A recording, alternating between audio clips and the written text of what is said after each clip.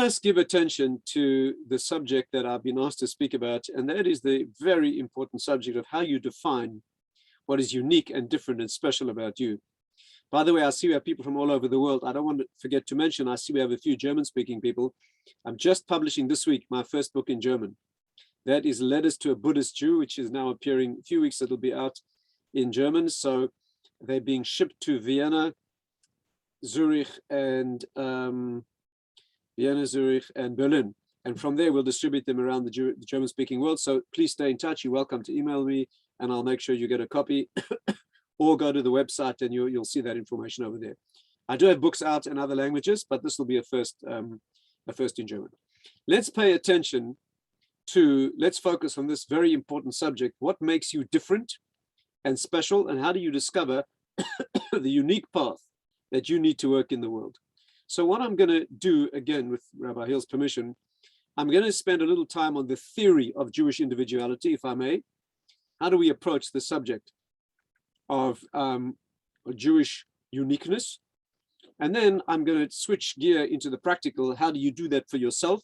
How do you find out what it is that's different, unique, special about you?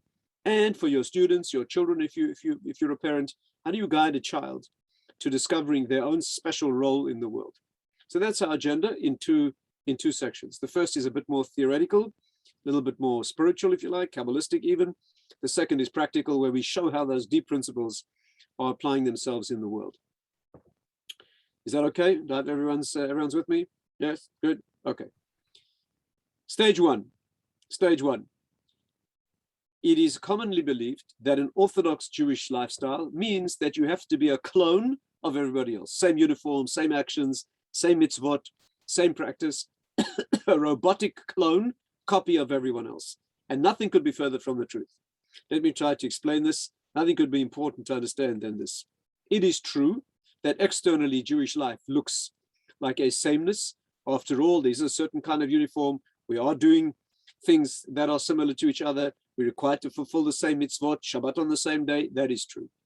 But let me emphasize as strongly as I can that the goal of Jewish education and Jewish spiritual practice is to become uniquely and flamingly individualistic. We are not supposed to be the same as anybody else at all. It is true that we act in a similar way to others, and that needs an explanation. And let me offer you an explanation of that. Not only that, by the way, if you examine the code of Jewish law, it appears to be a recipe for obsessive sameness. Do you know that in the code of Jewish law is spelled out the order in which you should cut your fingernails? Which order you should put your shoes on? Which shoelace you should tie first? And by the way, it's not the same as which shoe you put on first. If you look in the code of Jewish law, it appears to be a recipe for obsessive cloning. And yet, anybody who knows the Jewish Orthodox world will know that great exponents of Torah are rampantly, I would say, violently even, individualistic. All it takes is an examination of rabbinic disputes to see how incredibly different and forceful the individuality of their minds is and was. Why is that? What does it mean? And here's an analogy. When two great musicians play the same classical piece of music, they're playing exactly the same notes. Exactly the same notes. If they play one note wrong, they're incompetent. And yet the music is totally individualistic. An expert can tell exactly who's playing. And by the way, every time a great musician plays the same piece, it's a new piece of music, dependent on his level of maturity, experience, emotion at the time. And therefore, when you read the same siddur that I do, and you say the same words of prayer that I do, it needs to be your music. Now, of course, there's time for individual expression as well. When you get to the end of the composed prayers in the siddur, and those are the words you want to say, those words were written by cosmic composers. You want to get those words right. But when you get to the end of those words, say your own by all means. Just like in a great piece of music, there's time to make your own freestyle as well. By the way, as an aside, it's usually nowhere near as good as the pieces, the notes that the composer wrote for you. But you get to express yourself as well. And therefore, it is true, we say the same words, we do the same mitzvot, we dress in the same way, we put our shoes on, but it needs to be your music. And therefore, you're playing those notes because those are the right notes. The reason that two great musicians play the same notes is because that was composed by an expert. Those are the notes you want to play. But if it's not your music, you're missing the point big time. In fact, if it wasn't your music, you could program a machine to play those notes and it would do it perfectly. That's not music.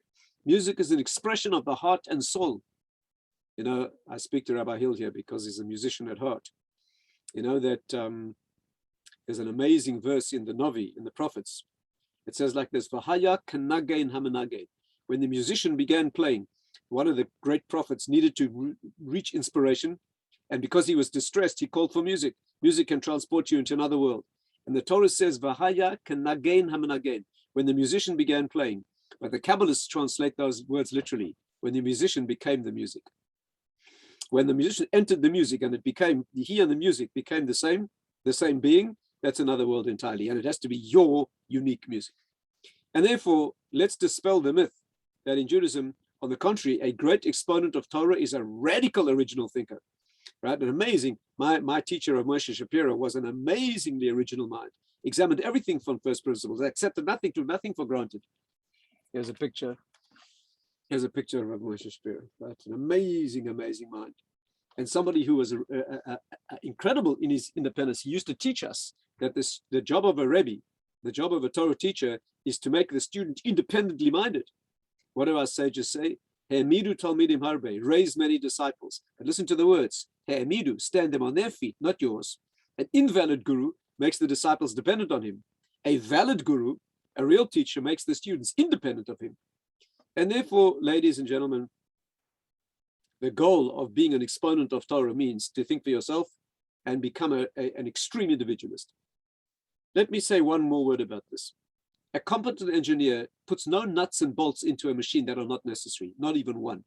A competent artist has no unnecessary flick of paint in that painting. A competent poet has no unnecessary words, none missing and none extra. When God created the world, he put the pieces in that were necessary. If he created you, he needs you. The Kabbalists explain he needs every blade of grass and every grain of dust. But when it comes to human beings, it's another story entirely. And therefore, there are no two individuals who could possibly walk the same path.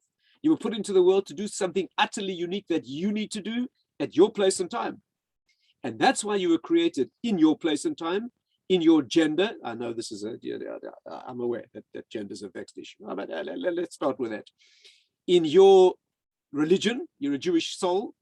To your parents, with your amount of money, your looks, your intellect, your unique personality, those are the variables that were put into the world for you to fulfill. A well-adjusted person says, what are my talents and abilities and unique parameters? That's the path I must work. A badly adjusted person says, I don't want to be that. I'm a male, I want to be a female. I'm Jewish, I want to be non-Jewish. I'm here, I want to be there. That's bad. And I'm talking about genetic and medical and hardwired. I'm talking about a well-adjusted individual understands that you absorb the variables that you've been given in the world and you maximize those because you were put into the world.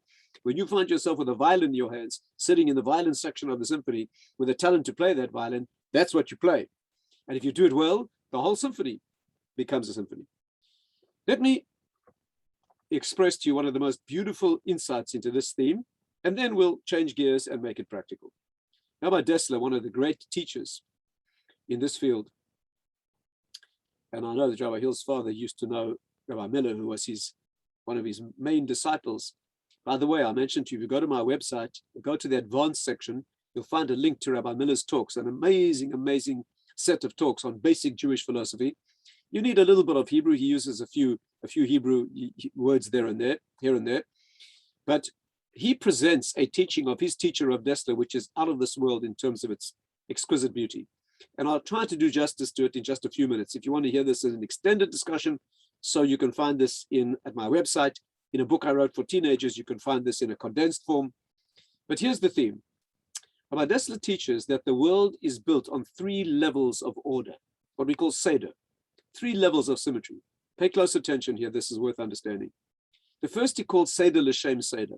The world has a symmetry and order, which is the pattern of the world. The very fact that we can understand a world that is built on scientific and mathematical principles of chemistry and physics is because it has a symmetry. Mathematics is ultimately symmetrical, and maths underlies all of the chemistry and the physics and the laws of nature and quantum mechanics. And therefore, the world has an intrinsic symmetry, and so do our minds. Our minds are built with an order and a symmetry, and that's why we can appreciate the order in the world. And very often you feel a resonance between the two. How do you feel when you're in a symmetrical environment? Let's say you're on a train and it's very symmetrical, clickety-click, clickety-click, clickety-click, clickety-click. How do you respond to that ordered symmetry. Well, if you have an ordered symmetry within you, you're at peace and you're traveling to a longed-for destination and everything's going right in your life. That sound is wonderful. Clickety click, click. In that cadence, you hear all sorts of rhythms and music, and it's soothing and wonderful. But if you're in a chaos and you're feeling inner torment and you're going to a dreaded destination, that sound drives you crazy. Why does it drive you crazy? Because the inner disharmony is being mocked by the outer harmony. So there's a resonance between the inner structure and the external structure, but it depends on understanding that the world is structured. You know, Rabbi Miller once said something amazing. Any among you artists, any artists, musicians, sculptors, interior designers, architects, anyone involved in the world of art? Listen to this. Listen to this. We know that the pre-Messianic centuries will gradually descend into chaos. Before the Mashiach comes, I know Rabbi Hill was hoping that Mashiach will arrive tonight. Yes, I know. But if he doesn't, you can expect more chaos. Because as history progresses, things break down. And there's a deep reason for it, and that's a subject for another time. Listen carefully to this. A culture's heart is expressed in its art. That means a culture and a generation expresses itself in its various art forms. If you study the art forms of a culture or a generation, you'll have a deep insight into the heart of that generation or that culture. And watch carefully. In all art forms over the last few hundred years, we've moved from incredible symmetry to total deconstruction and breakdown. Isn't that amazing? Look at any art you care to name. Take painting, for example. Right? In medieval painting, there was a time when a painting of a bowl of fruit looked like a bowl of fruit. Right? It was incredibly representational. Today, modern art, the fellow throws a can of paint over his shoulder, gets his dog to walk around on the canvas, and then he sells it to the Metropolitan Museum. I don't happen to be a fan of modern art, but today it's called deconstructionism, right? Postmodern. Take music. You go back to Baroque music, unbelievably mathematical. Then you get classical, which is a little bit freer, but still very structured. Then you get the Romantic phase, Beethoven's late phase, where music is very rigidly mathematical, but then you get into modern and postmodern music where it's just chaos. When Stravinsky's first atonal piece was played in Paris, the audience tried to kill him. The police had to escort him. They couldn't understand. Today, there's one modern composer who composes by putting his cat on the piano and he sticks it with a pin. And while the cat tries to get off the piano, the audience, one of the most famous modern composers is a man by the name of John Gage. His most famous piece is 4 minutes, 32 seconds of silence. I'm not kidding you. And Rabbi Hill, do you know you can buy famous recordings? You can buy famous recordings. 4 minutes of silence. Yeah, anything goes, okay? So you've moved into absurd drama. Go back to Greek drama. A Greek tragedy or great comedy, meticulous rules. Today, postmodern theater, it's known as theater of the absurd. One of the most famous modern plays consists of 2 garbage cans on the stage. Every now and then, Daniel Mendoza, with apologies to the acting profession. But every now and then, one of the garbage can lid opens, a head pops out and says something existential and goes back again. Like sculpture. There was a phase when every sculpture, look at a Greek sculpture, you can see every sinew, every muscle. Today, sculpture is a welded set of tin cans or a fellow standing on 1 foot, or same in interior design. Poetry. Go back to an Elizabethan sonnet. It goes da da da da da da da da da da da da da da da. Today, that's boring to the modern ear. Today, modern poetry doesn't have any rhythm, no rhyme scheme, no spelling, no meaning. It's just chaos. We've descended in all art forms, fascinating, into a deconstructed state where the taste we have is for the absurd and the deconstructed. And that's a very deep indication of where the heart and mind of the generation is. Anyway, that's an aside. Let's move to the second level of order. This is a higher level of order, and it's known as Seder L'Shem Tatz Oisov, order for the sake of its result. For example, the index to a library. The library has an order. The books need to be structured in a certain fashion. The order imposed on the library makes the library useful. Okay, and that's the order that's called order for the sake of its result. Here, there's also fascinating insight. Rabbi Chanan Wasserman used to point this out. If you have, listen carefully, it's an amazing insight. If you have a library with an index, the more books you have, the better. If you have no index, the more books you have, the worse. If you have a library of 10 books with no index, you'll find whatever you need anyway. If you have a library of 10,000 books with no index, you'll never find what you need. And here comes the message. The first goal of Talmud study, the first goal of Torah study is to have an organized mind, an index, not facts. The more facts you know, the worse off you are if you not have an organized mind. The more stuff you know, if you've got a disorganized mind, the more confused you are. What you want, when we send our children to study Torah, we don't want them to learn facts. We want them to learn how to think. Talmudic study is a methodology of teaching you how to think. I suggest that all of you apply very, very powerful pressure to Rabbi Hill to make him give you a Talmudic course. Because when you study Talmud, you learn how to think. A doctor, I happen to be a doctor, for example.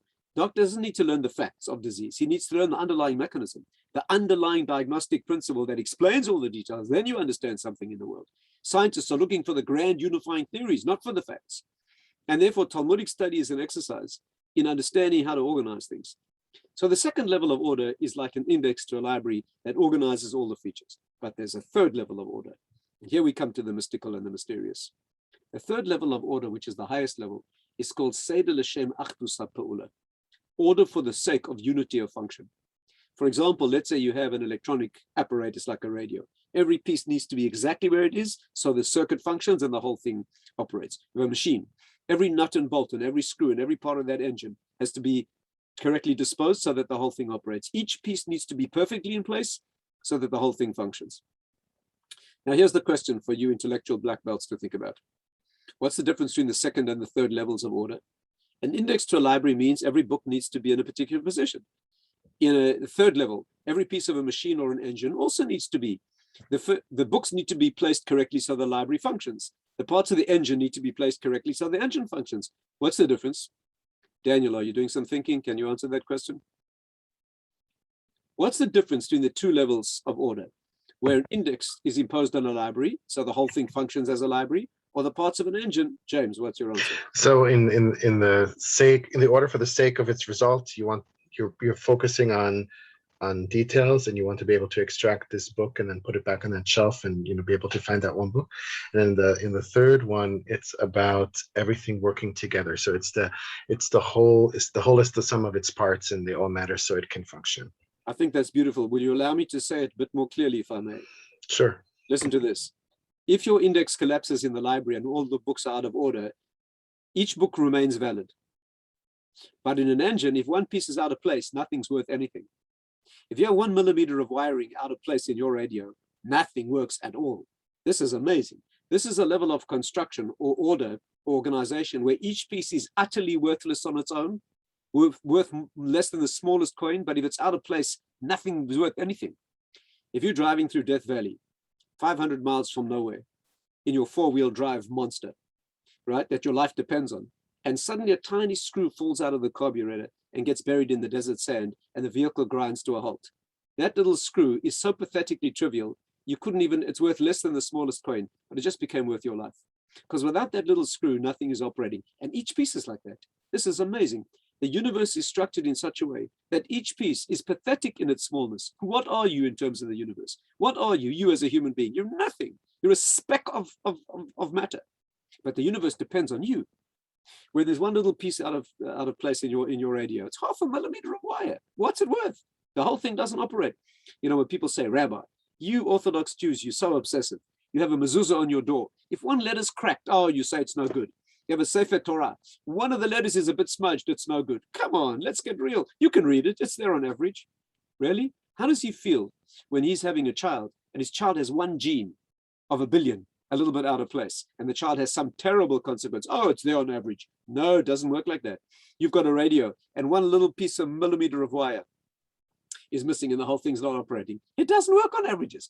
A circuit that needs totality, each piece is essential. And therefore, each piece is equally important because it's absolutely critical. And that's how God created the world. There's no extra nuts and bolts thrown into this project, and there's none missing. If you were put into the world at this time and place, in your body, with your gender and your personality and your color eyes and all the things you were put into, that's critical.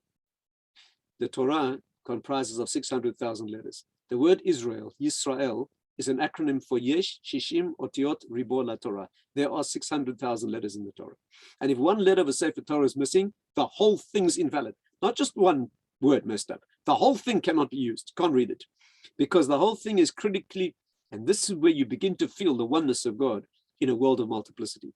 And when you as a Jew say, Hashem Elokeinu Hashem Echad, God is one, you don't mean he's one God and not two. We credit a 10-year-old with understanding that. You don't mean there's one God and not two. You mean there's nothing else. That's what you mean. You mean all the fractured and differentiated and fragmentized details in the world. They're all one thing. That's the oneness of God. The only way you'll see God in the world is when you put the parts together to see something emerge that is a oneness.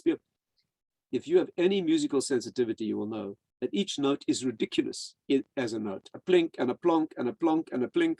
It's meaningless. When the plonks and plinks come together, you have something amazing. That's called music. Music is none of the notes. But it's the notes, amazingly. And if the no notes, no music. But the music is more than the notes. No scientist can apprehend this. This is where a oneness, the scientists like to call this an emergent phenomenon. The music emerges from the notes.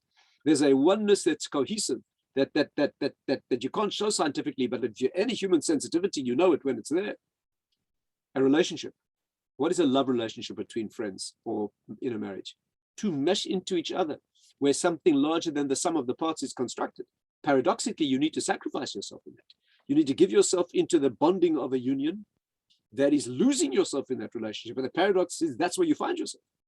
And what do you do with that newfound sense of self? You put it back into, of course, this is a lost art, especially for men. Ask any good woman, she'll tell you immediately. But be that as it may. But that's what a relationship is. And if you move beyond that into family, and if you have a bigger heart and mind, you can feel your community. And if you're bigger than that, you can feel the organic unity of the Jewish people. And if you're a bigger human being than that, you can feel the suffering of all of mankind. And if you're bigger than that, you can feel God's suffering. You can feel the suffering of the Shekhinah in the world if you have a big enough personality. If you're operating at a bigger consciousness of the oneness in the world. And that's the message. And we resonate to that. We like to be the Lone Ranger where I did it all on my own. You know, the football player scores the goal with his team getting in his way and defeats them. On the other hand, we like to operate as part of a crew or a team where we feel that resonance of everybody operating together, where you swell to a proportion that is larger than the sum of the parts. We feel that paradox because we are unique in the world. And yet, we're part of something far larger. Without you, that thing doesn't operate. Every child needs to know that they are the best in the world at something. It doesn't matter what, you can balance a bottle on your nose, it's good enough. As long as no one else can do what you can do and you need it. You know what happens when a person discovers that they're not needed at all? Not at all needed, completely superfluous. Either they die internally and disintegrate, or they snap and become insane, and then they become very great. Napoleon, Caesar, God, where does that come from? Why does an insane, disintegrated mind suddenly have delusions of grandeur? Because the world does depend on you. You are a Caesar and a Napoleon, because the whole thing wouldn't work without you. Anyway, that is the Daniel. What does it look like when a cast needs every member of the cast to operate perfectly, and somebody singing out of tune, or somebody comes in stage left instead of stage right? Messes it up, Daniel, right? Not great. It's not great. Not great. Typical English understatement. Okay, so that's what it is. Let's change gear and apply this in practice. Are we still together? Anyone out there with me? Sophia, Larry, somebody? Okay, let's make this practical. Let's make this practical. I'm here. Your life consists of 2 stages. Stage 1, let's call it until you're 18. Stage 2, from then on. Stage 1, until you're 18 years old, your task is to discover your unique features. What are the unique features of your character, your personality, your body, your mind? What are your sensitivities? What are your capacities? What gifts and tools were you given? The job of a teenager, of a child, of a young person until age 18 is to spread your wings, flex your muscles, discover every gift you are given. If you're a parent, it's your bound duty to help your child discover every nuance of capacity in their personality, because it was given for a reason. If you're well coordinated, you're empathic, you're athletic, you're intellectual, you're quick-witted, whatever it is, you're musical, doesn't matter what it is, it's given to be used. Nothing given to be discarded. And therefore, the work of the first phase of life is to identify your talents, to know exactly every nook and cranny of your unique personality. And from age 18 on, your life must be dedicated to become the world's greatest exponent of that constellation of variables that is uniquely you. Because you can't do it all. I'm sorry to tell you this. You can't do it all. You can't be a man and a woman and a Jew and a non-Jew, and you can't play everything, and you can't study and you can't be every profession, and you can't marry them all. You can only do a certain amount of the reality of the world's work. And you better get it right because the world needs you. And that's where you find your fulfillment and your thrill, because then you fulfill yourself and you fulfill the whole project. So let's see it again. Phase 1 is exploration, discovering every nuance. If you didn't do it when you're 18, you do it now. You might be 78 or 88 years old. You got to do it now if you didn't do it then. But if you fail to identify what is special and different and unique about you, that unique constellation of variables that defines who you are, you're missing the point big time. But you can't spend your life exploring. There comes a stage in life where you have to get out there and saying, I'm playing the saxophone, or that's what I'm doing in profession, in marriage, in relationships, and then you become the world's greatest expert at that circle. I'm not talking about a small circle. Let the circle be large, but it's unique to you. Let's talk about the 2 stages. And here's what you do. Daniel Mendoza, I'm speaking to you and everybody else. Here's what you do. Tonight, you sit in a room on your own with soft lighting and total silence. Take a white chart of paper in front of you and draw a circle. I'm not being metaphorical, I'm being literal. Draw a circle. Into that circle, write all the things that are unique about your personality. Put them all in and have the courage to surgically excise and write outside the things that are not you. And put them in honestly and fill that circle with the things that are your unique sensitivities and unique abilities and unique parameters and gifts and circumstances in life, and put them into that circle. If you do it well, you will recognize a picture that is unique in the world. First of all, you'll feel a thrill at recognizing yourself, and you'll discover that you lose all jealousy. Because if you don't have a tool, even though you fantasize about it because someone else has it, but if you weren't given it, you don't need it. If God put you into the world to walk a certain path, he gave you the tools that you need. If you do this with teenagers, by the way, it's remarkable to see their response. By the way, as Rabbi Hill will tell you, it depends what age you do this with youngsters. If you do it with kids who are 7, 8, 9, 10 years old, ask them to write what's good about them. Do this exercise. Take a 9-year-old or a 10-year-old, give him a piece of paper, ask him to write all the things that are good. They never have enough paper. They just keep going. Ask a 15-year-old to do the same thing. They sit there depressed with a completely blank piece of paper. They can't think of anything. Between ages of 10 and 15, we wipe out of them all self-confidence, all self-esteem, all. One great teacher said, people turn out great because of their primary school teachers and despite their high school teachers. Okay, a little bit of truth in that. But anyway, you put into that circle all the things that are unique about you. Now, pay close attention. That circle stands on 2 bases. Pay close attention. The circle stands on 2 bases, which are not negotiable. The first base, you've got to be a decent human being. That's not in your circle.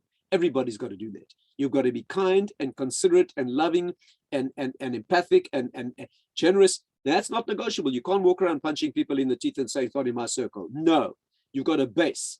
And by the way, if you want to define it clearly, there are only 2 qualities of character that you need to be a refined and highly developed person. And the only 2 qualities of character that your child needs: consideration and concern. What the Kabbalists call the left hand and the right hand. Consideration, stand back. Self-control, don't interfere with somebody and upset them and hurt them. Concern, get involved. When a child needs to know when the mother's sleeping and she's got a headache, don't make a noise. Consideration, when she wakes up, give her a cup of tea, get involved. You're married. Your spouse sometimes need a little space. Consideration, stay away. And sometimes they need a hug, get involved. That's all you need. If you're a parent, your child needs only 2 qualities of character: consideration, self-control, concern, and love and giving. They do not need ballet dancing on horseback and underwater polo and whatever else. That's not essential. What's essential is 2, and that is in the base and not negotiable. And on top of the base, you've got some Jewish responsibilities. You're privileged to be a Jew. There's special things you have to do in the world. It's not negotiable. You were put into the world with that as part of your reality. So those 2 bases are not negotiable. Base, decent human being. Work on your anger. Work on your jealousy. You've got to get that right. On top of that, use a Jewish version of doing those things. But on top of that stands a circle. And the circle is your style, your uniqueness. I would say the circle is choosing one of these. Choosing one of these. But before you choose one of these, you've got to have your trousers on. You look a little ridiculous in a men's outfitting department trying to choose one of these when you've got no trousers on. First, you've got to be normal and decent. You like that, Daniel? Yeah, good. After you're normal and decent, and you got the first base, and then you got the second base, and you're a refined human being, and you're a decent and responsible Jew, then you start talking about your style and your uniqueness. And that's what goes into the circle. Now let's talk about putting stuff in the circle. How do you know what goes in your circle? There are 2 tools that you need. One is brutal, ruthless honesty about yourself. Not fantasy of what you'd like to be. teenagers usually fantasize about all the things they're not, and they devalue the things that they are. No, that's immature. You focus on the things that you are, you discard the things that you're not. Secondly, you need a teacher. Asay l'charav, you need a master. The disciple needs a master. You need a guru, a valid guru. You need a teacher. You need somebody more mature than yourself, who has insight into you, who's not afraid to tell you the truth about yourself. And they need to open your eye. You cannot be objective about yourself. And you need it to be pointed out to you to see where your greatness lies. You tend to overlook your own natural talents. Someone needs to show you. Parents can be very good at this. Parents are very often not objective about their children, but they're often objective about things that the kids are not. You know, when I was 17, I went to my father.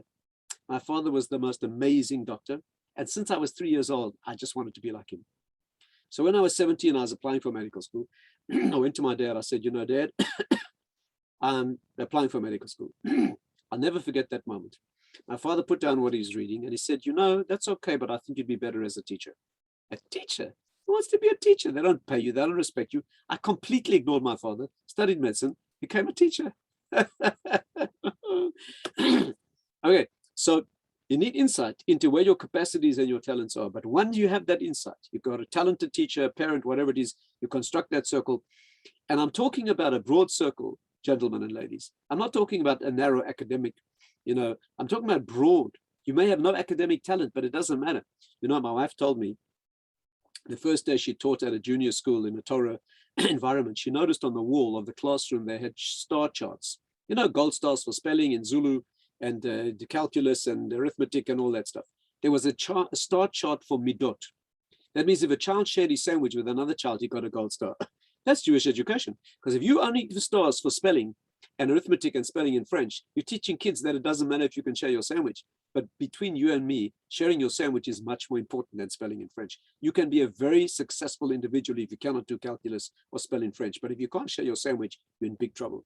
And if you send kids to a school where all they teach them is academics, and they don't teach them what it means to be fair and fair-minded and share, etc., and what about the child who can't do anything academic? So they feel like a failure because the circle isn't broad enough.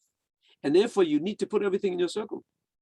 Now, the circle may be very balanced, very balanced. I knew a rabbi, his name was Rabbi Fachler, the late Rabbi Fachler. He was so talented when he used to live in South Africa. He held 5 full-time positions. 5. He was a rabbi of a community. He was a counter-cults expert. He was a bereavement counselor. He was, when he died, when he left, they had to find 5 people. He was very broadly talented. On the other hand, there's people. I had a friend when I was a teenager who was an international chess champion. He was a mathematical genius. He could think 13 moves ahead in a chess game. He used to dream calculus. But socially, he was a little... you know, he wasn't that talented socially, shall we say. So we all went for an aptitude test, you know, where the computer examined your personality and told you what you should be. The computer gave him only one option. It said he should become a lighthouse keeper. Okay, today is a famous professor of mathematics. You know, he had a circle that had one thing in it. That was mathematics and logic, and other people got very bored stuff. And therefore you need to ask yourself, never mind academics, apart from academics, are you empathic? Are you technical? Are you artistic? Are you intellectual? That is a color and tone of your circle, and it needs to be filled out in very great detail. And I'm not referring to a professional, Daniel. I'm not referring to a particular profession. Let's say you have a talented acting. It doesn't mean you have to be an actor. You could be a teacher. There are many, you're not focused on a particular narrow application. I'm talking about the underlying talent. If you can explain well. If you're empathic, for example, an empathic person can be an amazing spouse, an amazing parent, an amazing counselor. There are many things. We're not talking about a profession we're talking about a broad, there are many, many applications of the we're talking about the raw, you know, that Abale and Musa say your personality is comprised of 2 layers. One is called a tchuna and one is called a midah. This is amazing to understand. A tchuna means an underlying energy in your character and you can never change it. But that expresses itself as a midah, which you can change. Let me give you an example. A tchuna is a person who's very, very quick to react. The psychological name for that is volatile. Quick to respond. Immediate response. That's called volatile. And then there's the opposite, a person who's phlegmatic. It doesn't mean they cough a lot. Phlegmatic means they're slow to respond. You cannot change that if that's your personality. But what are the middas? The middas are a quick response, the person who responds very quickly, that person will fly into a rage and get angry easily. But on the other hand, they'll leap into saving a life when it needs to be done when other people are too shocked to move. The person who's very slow to respond, take a long time to get them angry. They'll be wonderful in that area, but they'll be half asleep when life needs to be saved. Not good or bad. That's just the underlying energy. Your job in the world is to channel it correctly, find the right application for that underlying, the underlying energy and underlying currents of energies in your personality. So step one is putting stuff into the circle. Everything, we're not talking about limiting yourself, but accurately putting them in. Let me say it again. You cannot marry everybody. You cannot fulfill every profession. You can't study everything. You can't live in every place in the world. You cannot do it all. You can't play every instrument in the orchestra at the same time. You're better in playing the right one, because then the whole thing, yours is a thrill, and the whole thing functions. And therefore you need to discover what is you. Once you've got that circle clear, you strike out in life, and you become the world's greatest master of that constellation of variables that is you. Let me add one more layer, if I may. Maybe we'll stop for questions in case people want to make comments or questions, but let me add one more layer, if I may. Are we together so far? Is this message clear? I'm not talking about limiting yourself. Please, this is understand. I'm talking about a broad, open circle, but unique. And you need to know what is the center of your circle, and what is your core value, and what is your core current of energy in your personality, and what are peripheral, and then what's outside the circle. The difficulty is closing the circle. Pay attention, please. Closing the circle and saying, this is what I am, and I'm not this, and I'm not that. That's sometimes very hard. And to be honest, it's usually harder for men than for women. This will take a lot of time to explain, but I'll point out just the general direction. The definition of being male in Kabbalistic thinking is open circle. The definition of being female in Kabbalah is a closed circle. Let me explain what I mean.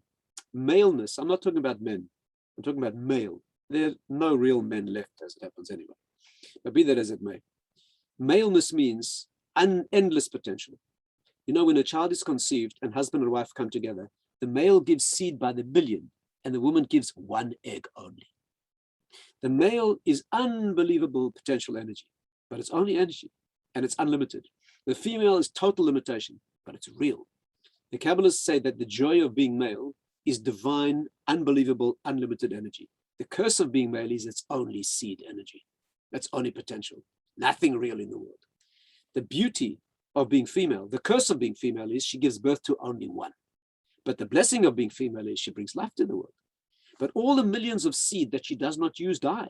They wasted potential, they never come to reality. But the one seed that she picks up, that one becomes real. The male is endless potential. The female is hardcore, finite, defined, limited reality. God is endless potential. The world is only one world. All the words for the earth and the world in Hebrew are feminine. The word nekeva, which means female in Hebrew, means to make specific. The one shape and form that a finite world can have. And therefore, male is open circles. The Maharal points out in Jewish law, a man can marry many women. I mean, we don't do it today because we're not man enough. But in theory, a man can marry many women. But a woman cannot marry many men in Judaism. What woman in her right mind wants more than one husband? One's usually more than enough to take care of, you know. But a man can express himself in multi-potential ways because that is maleness. But femaleness is bringing it, and therefore it's easier usually for the feminine personality to close the circle.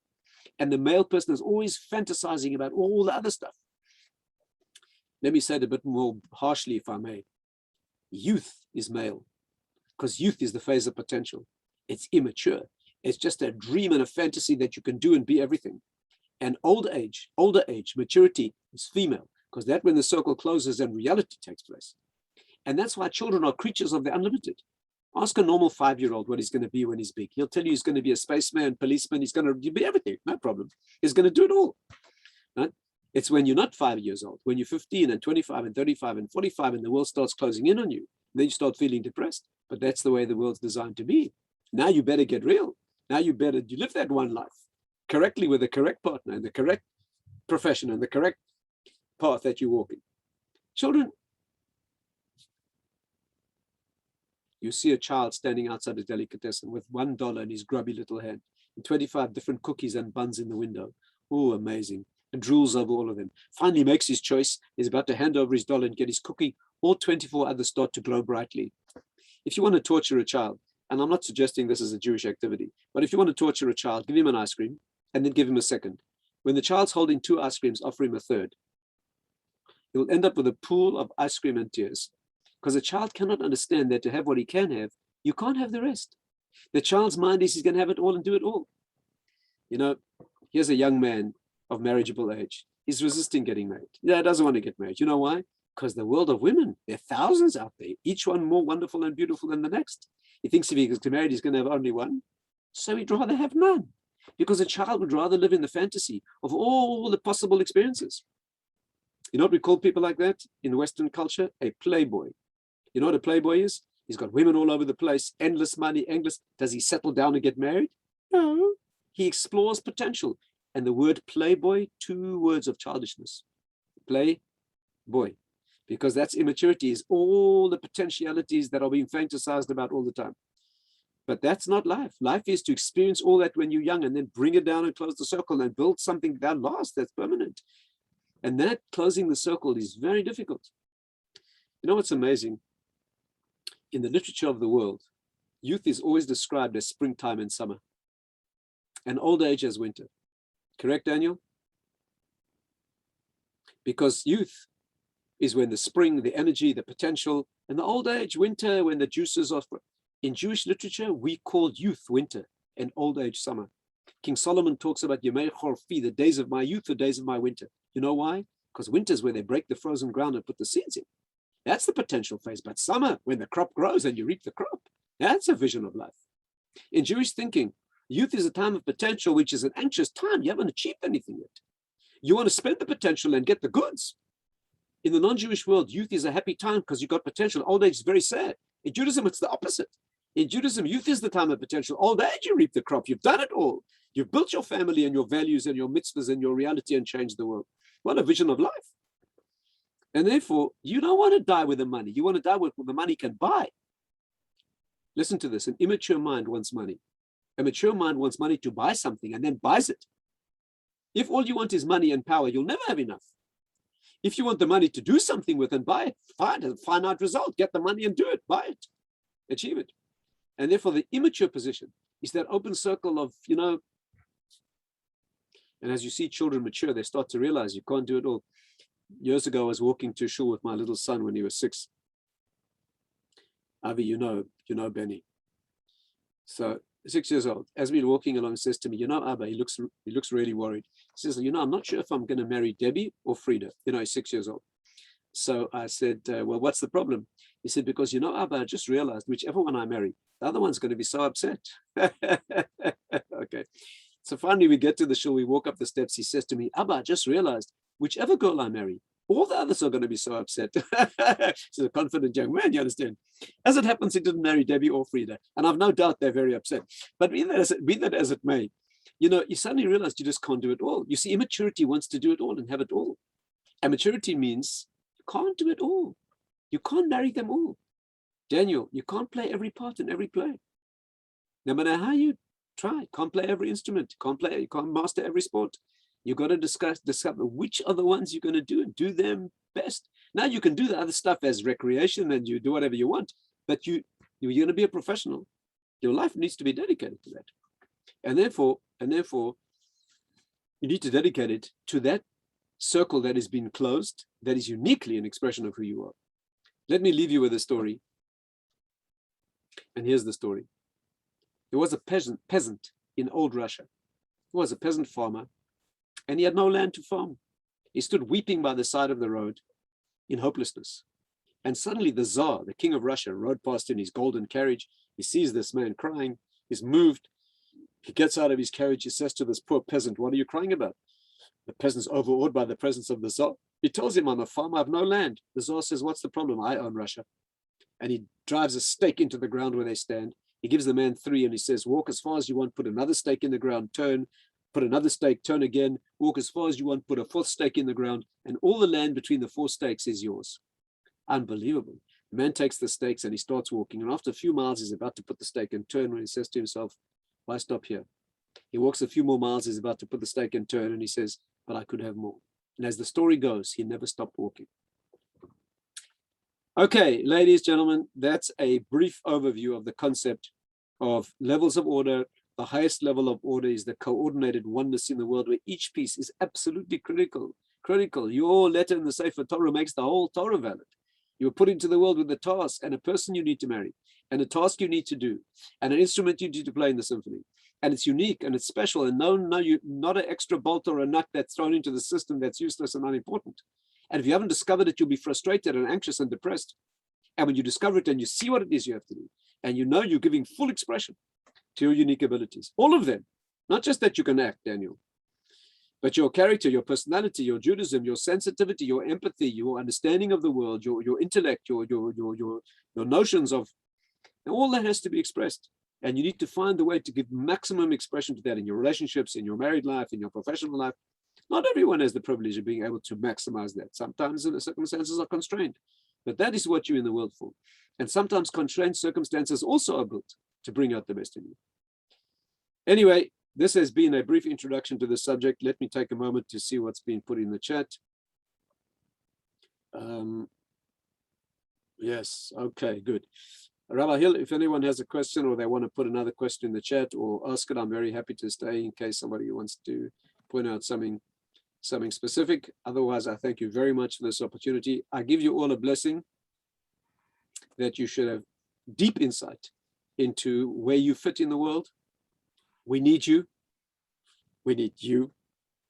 And a person like Rabbi Hill, I can't think of anybody better and more dedicated to helping people find their own. That's what Jewish outreach is about, after all, to find Jews, help Jews discover their uniqueness and their Jewish uniqueness as well. That's our task.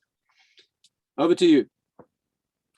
Quick question about Tatz. How important is it that your job should connect to what's in your circle? Okay, that's a wonderful question. So the ideal situation in life is to find the job that expresses your task. Imagine if you can wake up every day thrilled and passionate about expressing yourself in your job. But not everyone has that opportunity. And people who don't have that opportunity because of circumstances, monetary problems, they were raised in a circumstance or a country where that's difficult, then a well-adjusted person will do the job that's necessary. But then you better be sure that outside of your job, you're expressing yourself, bringing out your talent and your uniqueness. And unfortunately, if you put into a situation where God wants you to spend 8 hours a day doing something that's not an expression of your passion, then you need to do that as well.